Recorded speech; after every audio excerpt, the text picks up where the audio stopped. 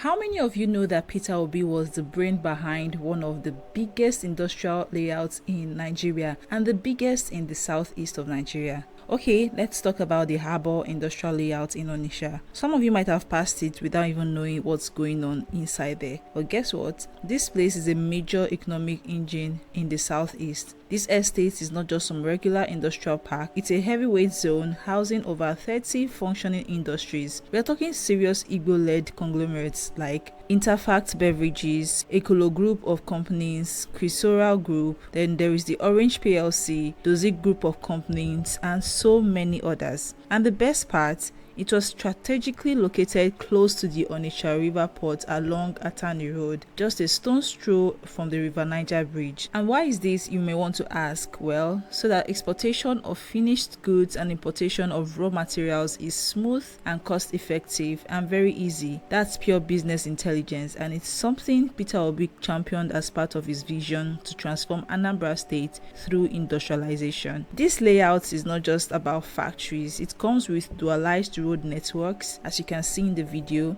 a power substation, and modern infrastructure that could rival any industrial hub in Nigeria.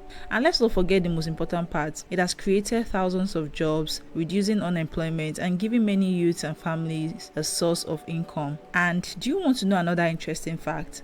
There are many expatriates working there than Nigerians. Yes, you heard that right. That tells you how attractive and solid this setup is. Investors and professionals from across the world are now seeing Onitsha as a place to do serious business. So while many are still debating on social media, Peter Obi has already left his mark in Igbo business industry. While he was the governor of Anambra State, he believed in Igbo industrial power, and this is one of the results. Visit Igbo land today, invest in Alaigbo. This is the time to support and grow what's already working. Industrialization is the future, and the southeast is already showing the way. So, what's stopping you from doing business in Igbo land? Let's know in the comment section.